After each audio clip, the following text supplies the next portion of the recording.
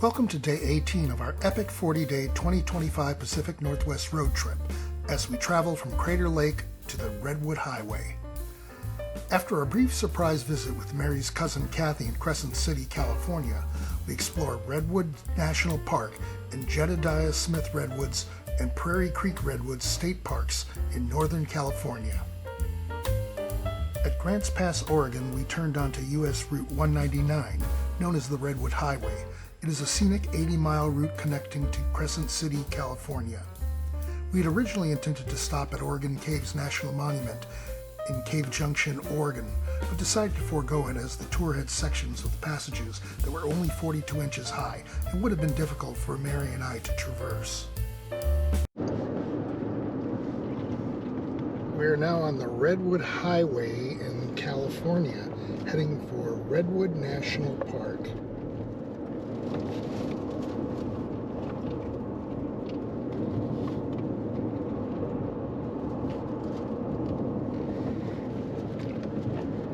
There's some dramatic scenery here, that's for sure.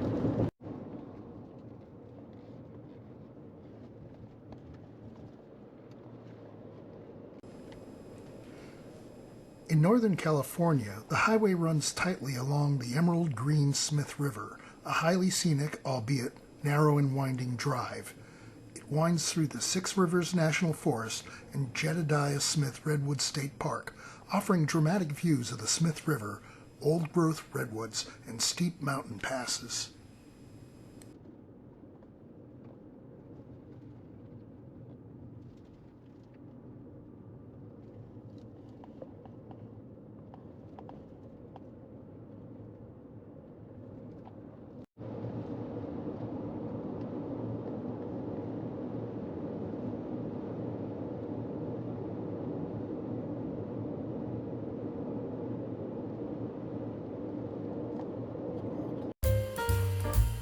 Redwood National and State Parks are a unique cooperative partnership between the National Park Service and California State Parks. They are a string of protected forests, beaches, and grasslands along Northern California's coast, protect nearly half of the world's remaining old-growth coast redwoods. And we are now entering Redwood National and State Parks in California, Northern California. The parks protect the endangered coast redwood Sequoia sempervirens, the tallest, among the oldest, and one of the most massive tree species on Earth, which thrives in the humid temperate rainforest. The parks preserve 37 miles of pristine coastline, indigenous flora, fauna, grassland prairie, and cultural resources and waterways, as well as threatened animal species such as the Chinook salmon, northern spotted owl, and Steller's sea lion. Our first stop was at the Hiochi Visitor Center. It is the northernmost park visitor center. It is located 9 miles east of Crescent City on Highway 199. The center has exhibits about Taloa culture and art, redwood ecology, and park information. Hiochi is a Taloa Native American word meaning blue waters. We knew that Mary's cousin Kathy lived in Crescent City, but she had been unable to contact her by phone. Since her home was only about 3 miles from the visitor center, we decided to pay her a surprise visit. You made me so happy.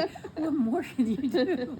Well, do you need Bruno to pick something up and move it for you? Nope. Okay. You can put the chairs back. That's... Okay. And the stuff back on the chairs, right? No. You don't think you need to do that. All right. But yeah, this is a video, so you can say Oh, whatever okay. you want to. All right. Okay. Love you. I love you so much. I am so happy. I'm so This is happy. such a wonderful surprise. Just out of the blue. I just can't tell you. The combined Redwood National and State Parks form a narrow vertical strip, making it a long scenic drive along U.S. Route 101. It spans approximately 60 miles from north to south along the Northern California coast. The protected area stretches from just south of Crescent City near the Oregon border down to the Redwood Creek watershed near Orick. The Klamath River cuts across the middle of the parks. This map highlights the parts of the park north of the Klamath River. This includes parts of Redwood National Park, as well as Jedediah Smith Redwood State Park and Del Norte Coast Redwood State Park. We started our visit at Jedediah Smith Redwoods State Park. We entered it through Howland Hill Road. Howland Hill Road is a world-renowned 10-mile narrow gravel scenic drive passing through the heart of an old-growth forest. It is widely considered one of the best redwood drives, offering close-up views of the massive trees. I'm taking a picture of this guy right here. And we're now going through Howland Hill Road in the, I believe it's the Redwood State Park in California. Holy moly.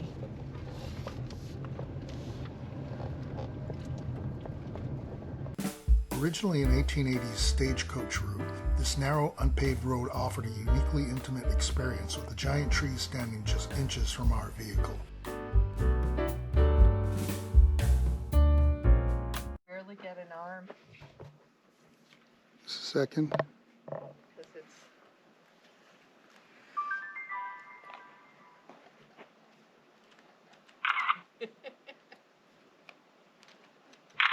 Wow, these trees are amazing. Yeah.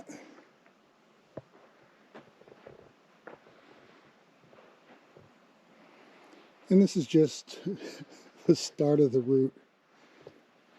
We haven't gotten to the main area yet.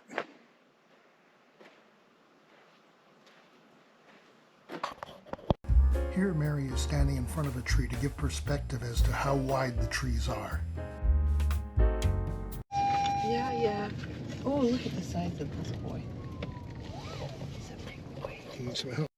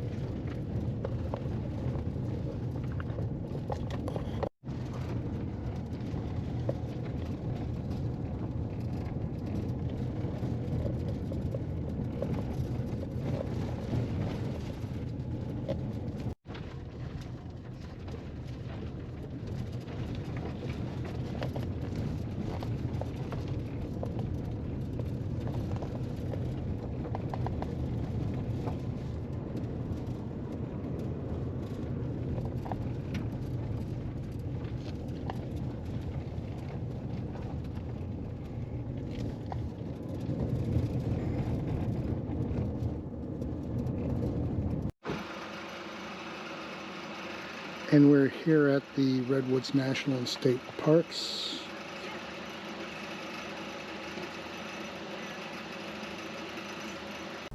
We made our way to the Mill Creek Trailhead, which leads to the Grove of Titans. We had arrived at the start of Labor Day weekend. Although we didn't see that many cars on the road, the parking lot was full, and we had to park a bit away from the trailhead. This informational sign highlights the ecology of coast redwood forests within Redwood National and State Parks. These forests are some of the wettest in California, creating a complex ecosystem known for being home to the tallest trees on Earth. The forest provides habitat for specialized wildlife, including small creatures like the banana slug. These areas are crucial remnants of old-growth forests, a distinct stage of development that includes massive trees and high biological diversity. As such, one of the goals of the parks is to preserve the old-growth forests for future generations. The 1.8-mile Grove of Titans Trail is a part of the longer Mill Creek Trail. This beautiful trail took us into a grove of large coast redwoods. And this is the trail we're going towards the Grove of the Titans, which I'm assuming are the really large trees. This shows a biological phenomenon known as a nurse log, where young trees grow on top of a fallen decaying trunk. This process is common in old-growth forests. When a giant tree falls, it begins a new life cycle as a nurse for the next generation. As the log decays, it breaks down into nitrogen-rich organic matter called humus. providing essential nutrients for seedlings. Rotting wood acts like a giant sponge, absorbing rainwater and holding it to sustain young plants through dry periods. By starting life elevated on a log, seedlings can reach more sunlight and avoid being smothered by the dense leaf litter and ferns on the forest floor. These logs offer protection from certain soil pathogens that might otherwise kill young seedlings on the ground. I've already forgot the name of the Mill Creek Trail, I think this is.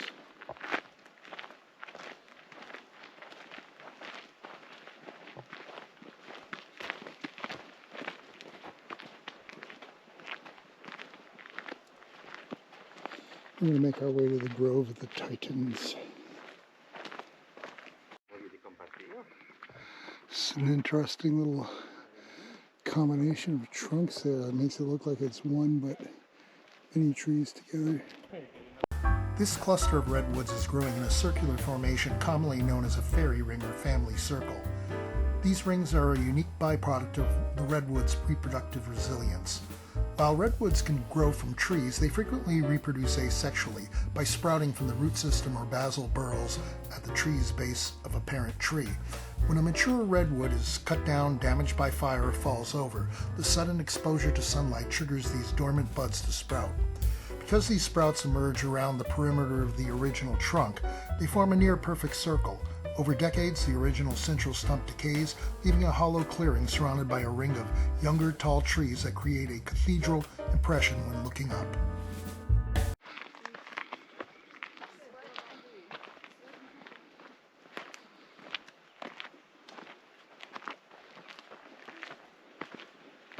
At this point, we reach the first improvement to the trail, which was designed to protect the shallow and sensitive root systems of these ancient giants from soil compaction caused by heavy foot traffic.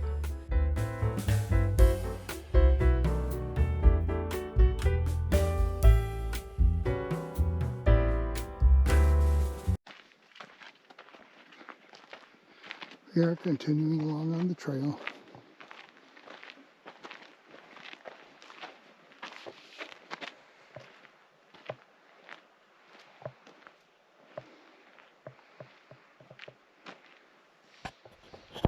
Coast redwoods are the tallest living organisms on Earth, typically reaching heights between 200 and 350 feet. Some specimens can live for over 2,000 years.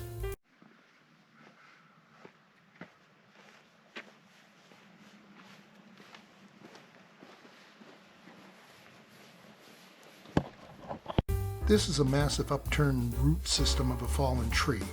Over time, this vertical root system became covered in thick moss and ferns, creating a vertical ecosystem, sometimes described as a living wall.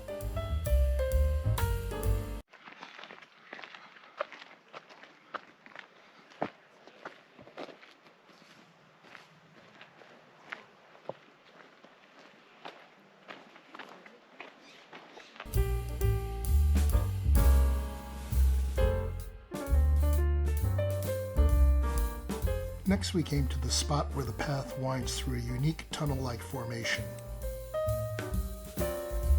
This was created by a massive fallen redwood tree and the roots of another. This specific feature is a well-known highlight found along the Grove of Titans trail.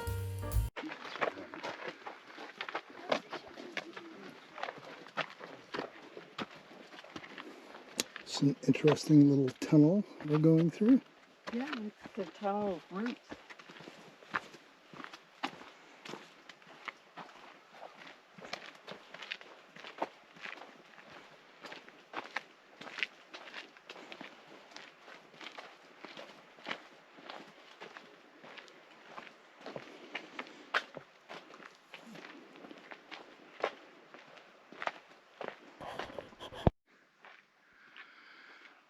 It's interesting how the roots just go along that fallen tree. We now reach the formal entrance to the Grove of Titans trail. It features a distinctive metal-grated boardwalk and two tall, dark brown entry pillars that welcomes visitors to the grove.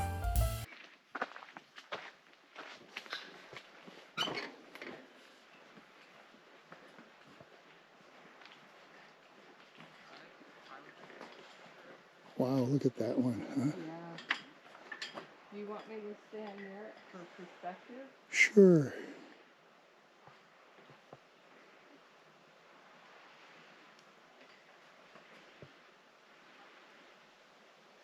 Here's Mary standing next to the tree for perspective. This massive tree is known as Chesty Puller. It is one of approximately 10 particularly massive redwoods in this grove, many of which are among the largest by volume ever documented. It is characterized by its immense trunk and a large prominent gnarled growth, or burl, on its right side. We now reach the end of the elevated walkway.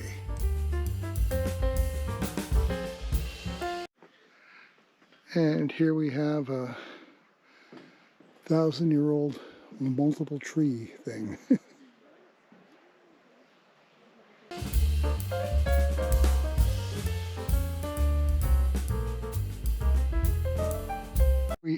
Here we are at the Grove of the Titans.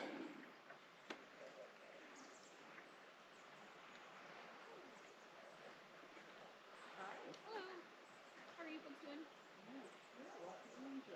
Yes.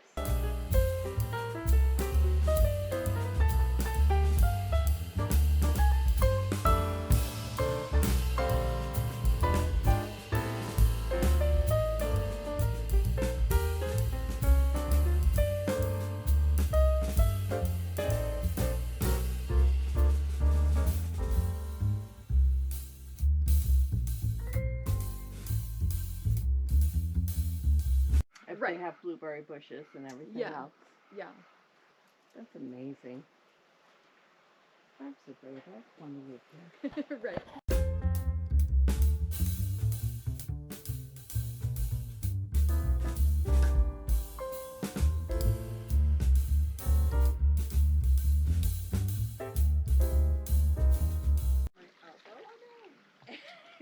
So I have And loved that one, but here's the Grove of the Titans. I guess these trees are about the biggest you'll see in the park system.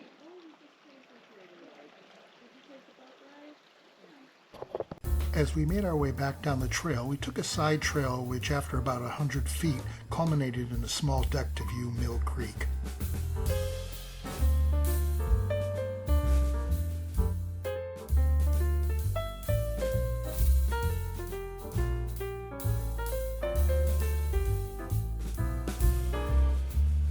We then passed through the tunnel from the opposite direction.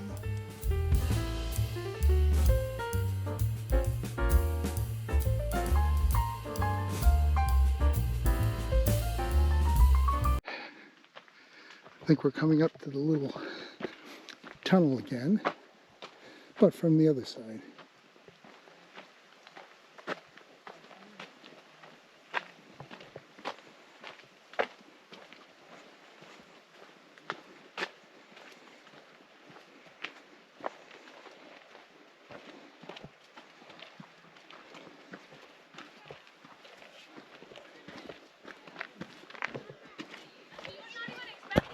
We now travel to the southern portion of the parks.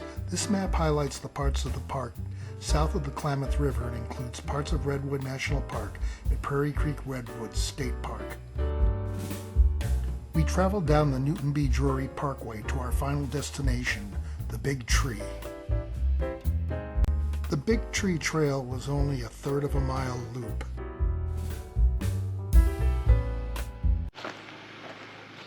It's getting kind of late, so we're just going to do one last quick hike to the Big Tree.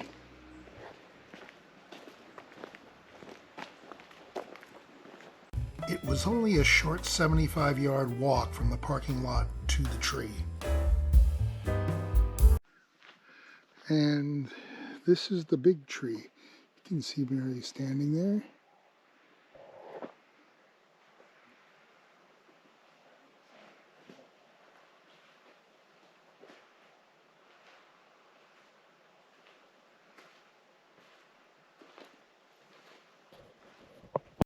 A wooden platform surrounds the base to allow visitors to get close without damaging its shallow root system.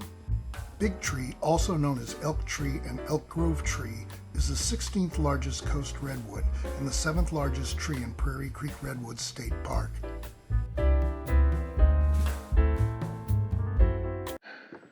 So the big tree is 286 feet tall, the diameter of 23.7 feet, circumference of 74.5 feet, and is 1,500 years old.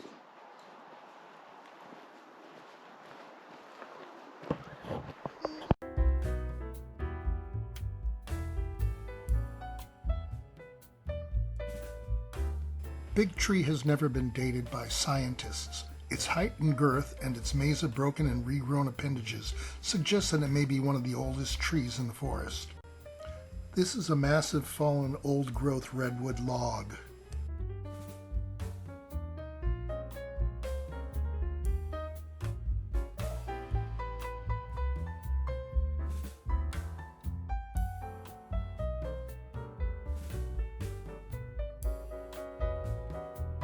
This is my souvenir pin from Redwood National and State Parks. I have now added it to my faux ranger's hat.